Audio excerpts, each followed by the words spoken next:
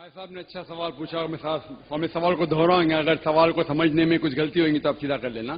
بھائی صاحب نے پوچھا کہ بت پرستی غلط ہے, ان کے مذہب میں بھی غلط ہے, ہمارے مذہب میں بھی غلط ہے. آپ بت کو الٹا پوجو یا سیدھا پوجو, تو مذہب کو پوجنا صحیح ہے کیا نہیں, وہ آپ کا سوال تھا. مزار پہ جانا صحیح ہے کیا غلط ہے. بھائی صاحب نے بہت اچھا سوال پوچھا.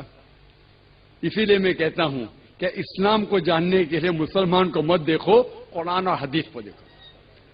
قرآن میں کہیں بھی نہیں لکھا ہوا ہے کہ مزار بناؤ. یہاں تک کہ اللہ کے رسول محمد صلی اللہ علیہ وسلم نے کہا کہ کوئی بھی قبر پکی نہیں ہونا چاہیے, اگر پکی ہے تو اس کو زمین سے نشر کرنا چاہیے. صحیح بخاری کی حدیث ہے کہ اگر کوئی قبر پکی ہے تو اسے زمین کے لیول پہ لے کے آنا چاہیے. مزار کو پوجنا غلط ہے, حرام ہے. میں جانتا ہوں کہ کئی مسلمان انجانے میں علم کی کمزوری کی وجہ سے وہ مزار پہ جاتے ہیں. اور میرا یہ کہنا ہے کہ بہت سا کلچر جو ہے, یہ کلچر ہمارے زندگی میں آ جاتا ہے. اور ہمارے باپ دادا پہلے کہیں نہ کہیں ہندو تو ہوں گے, تو ہمارے باپ دادا جاتے تھے مندر, تو ابھی جا رہے ہیں مزار میں. آہستہ آہستہ تبدیلی آ رہی. تو میری درخواست ہے کہ اگر آپ اسلام ان بھائیوں سے جو مزار جاتے ہیں, مسلمان بھائیوں, مزار پہ جانا بالکل غلط ہے. محمد صلی اللہ علیہ وسلم نے کہا کہ آپ قبر پہ جاؤ. اگر آپ قبر پہ جائیں گے تو آپ کو یہ احساس ہوگا کہ آپ کبھی نہ کبھی مرنے والے ہیں, تو اللہ پہ اور یقین کریں گے, آخرت پہ یقین ہوگا. تو قبر پہ جا کے ان کے لیے دعا کرنا صحیح ہے. جو آدمی مر چکا ہے ان کے لیے دعا کرو, ان کو دعا نہیں کر سکتے. You can pray for them, not to them. مطلب ان کے لیے دعا کر سکتے, ان کو دعا نہیں کر سکتے. آپ سمجھ رہے؟ وہ بیچارہ شخص مر گیا ہے, اچھا شخص تھا, اس کے لیے دعا کر سکتے اللہ اسے جنت فردوس دے, انہیں نعمت دے, انہیں معاف کرے, وہ تک ٹھیک ہے. لیکن جا کے یہ بولے کہ میرے ایگزامینیشن میں نمبر کم ہے تو بابا نمبر اچھے کر لو, یہ بالکل حرام ہے. شفا, قرآن مجید میں کم از کم 25 آیتیں ہیں جس میں لکھا ہے شفا. شفا مطلب سفارش, وسیلہ حرام ہے. 2 آیت میں لکھا ہوا ہے صرف ان کو اجازت ہے جو اللہ تعالیٰ آخرت میں ان کو اجازت دیں گے, وہ محمد صلی اللہ علیہ وسلم آخرت میں. آج کی تاریخ میں ہم محمد صلی اللہ علیہ وسلم سے بھی نہیں مان سکتے. باقی لوگ کو تو چھوڑو, سنت اور باقی بابا لوگ کو چھوڑو, محمد صلی اللہ علیہ وسلم کو بھی ماننا ہمارے لیے حرام ہے.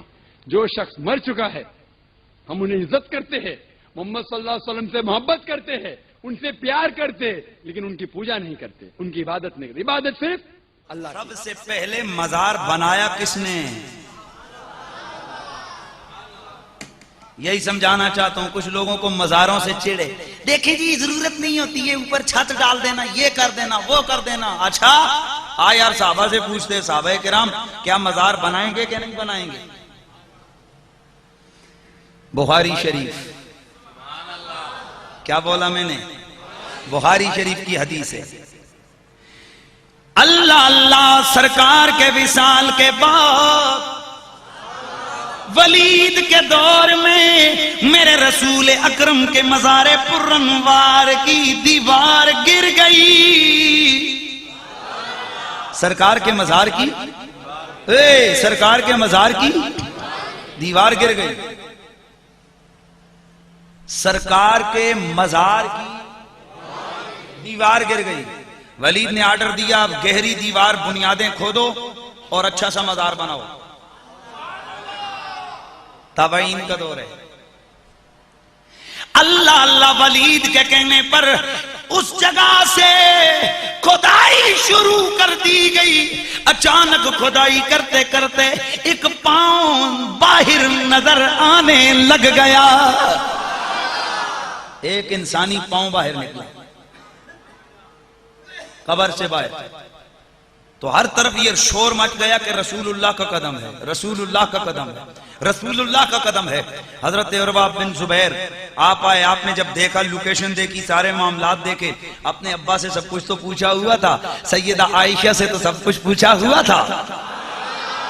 آپ نے دیکھ کے فرمایا یہ رسول اللہ کا قدم نہیں ہے، بل ھذا قدمو ھذہ قدمو عمر بن الخطاب، اور یہ رسول اللہ کا پیر نہیں ہے، یہ عمر فاروق کا پیر ہے۔ کتنے عرصے بعد نکلا؟ 100 سال کے بعد نکلا، 100 سال کے بعد نکلا۔ ابھی سمجھ نہیں آئی تجھے؟ کتنے عرصے کے بعد نکلا؟ 100 سال کے بعد۔ بالکل صحابہ کہتے ہیں جب ہمارا ہاتھ لگا جیسے زندوں کا پاؤں ہوتا ہے، جیسے زندوں کا پاؤں ہوتا ہے۔ تابعین کہتے ہیں ایسے لگا جیسے زندوں کا پاؤں ہوتا ہے۔ میں نے پوچھا بے ادب ٹولا اتنا بتاؤ، یہ تو صدی کے قریب وقت گزر گیا وصال کے بعد، ان کا مزار بننے کے بعد، یہ جو آج پاؤں ظاہر ہوا یہ کس کا ہوا؟ بخاری کہتی ہے حضرت عمر کا ہوا۔ بخاری، کوئی اور کتاب نہیں، بخاری۔ یہ وہی بخاری ہے جسے تو صبح بھی پڑھتا ہے، جسے تو شام بھی پڑھتا ہے۔ یہ وہی بخاری ہے جسے پڑھ کے تجھے بخار آ جاتا ہے، پیار نہیں آتا۔ بخاری، یہ وہی بخاری کہہ رہی ہے کہ پاؤں ظاہر ہوا کس کا؟ جناب حضرت سیدنا فاروق اعظم کا۔ 100 سال کے قریب وقت گزر گیا، 100 سال کے، یا جلدی سے 100 سال کے قریب وقت گزر گیا لیکن پاؤں سلامت ہے۔ او بابا ذرا سمجھو، پہلی بات تو یہ کہ مزار کی دیوار گری، اس کا مطلب ہے کہ مزار 12ویں 13ویں صدی والوں نے نہیں بنائے، پہلی صدی والوں نے بنائے تھے۔ اور پھر اگلی بات قدم مبارک ظاہر ہوا، اسے کچھ بھی نہیں ہوا تھا۔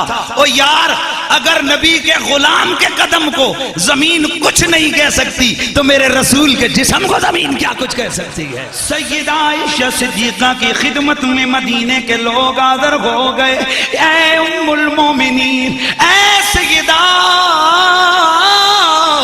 حضور کی بیوی، ہم مومنوں کی ماں مدینے میں قحط سالی ہو گئی ہے۔ پیار سے، مدینے میں قحط سالی۔ کیا کروں میں؟ ام المومنین کچھ کیجئے، بارش نہیں رہی، برس رہی۔ آپ نے فرمایا اچھا ایسا کرو، سرکار کے مزار کی چھت سے کھڑکی نکالو۔